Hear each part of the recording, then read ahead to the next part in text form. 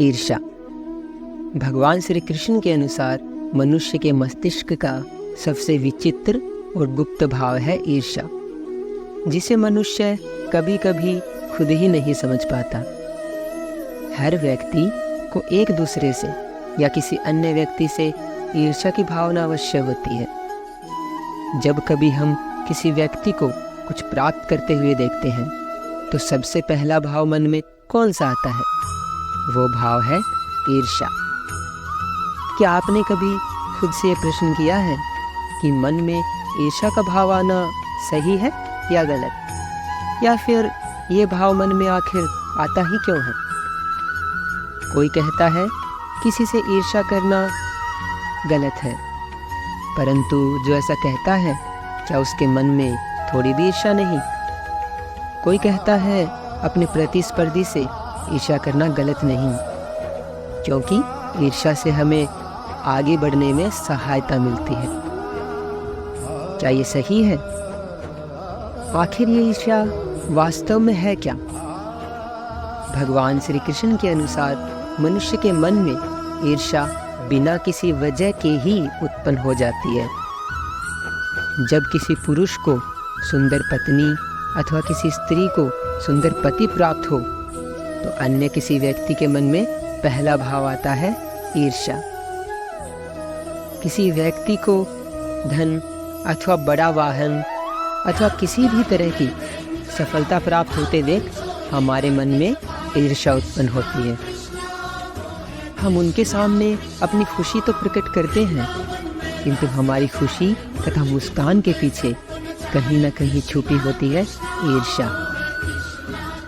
उस वस्तु, उस इंसान या उस सफलता की हमने कभी कामना भी नहीं की और ना कभी उसके लिए कोई प्रयास किया, फिर भी कहीं ना कहीं हम सामने वाले से ईर्ष्या करने लगते हैं। हृदय कहता है कि ये वस्तु या ये सुख अगर इस व्यक्ति को ना मिला होता तो हमें सुख मिलता। हम दूसरे के सुख को देखकर दुखी होते हैं और दूसरे को दुखी देखकर आनंदित होते हैं। हम स्वयं का सुख छोड़कर व्यर्थ ही ईर्ष्या के कारण दुख माथे पर उठा लेते हैं।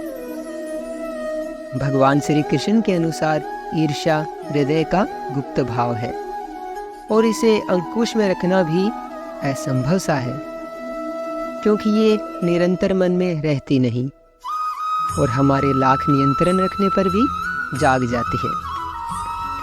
भगवान श्री कृष्ण के अनुसार जब किसी को कोई वस्तु, कोई सफलता प्राप्त होती है तो वास्तव में उसका जीवन बदलता है, समाज में उसका स्तर ऊंचा होता है। वस्तु चाहे छोटी सी ही क्यों ना हो, कम से कम लोग उसका अभिनंदन अवश्य करते हैं। कुछ समय के लिए वो निकट के समाज, परिवार या मित्रों की मंडली का केंद्र बनता दिखाई देता है। उसी समय समाज, परिवार की दृष्टि हम पर नहीं रहती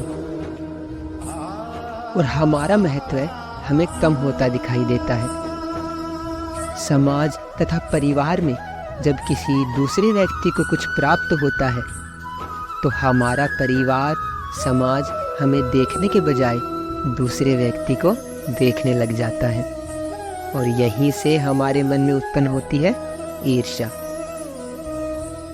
हमारे मन को सदैव ऐसी इच्छा क्यों रहती है कि सब हमें ही देखें? अपने समाज के केंद्र में हम सदैव बने रहें। समाज के केंद्र में बने रहने से प्राप्त क्या होता है? जब तक हम समाज के केंद्र में हैं, हमें प्रतीत होता है कि हम महत्वपूर्ण हैं, हमारा जीवन व्यर्थ नहीं।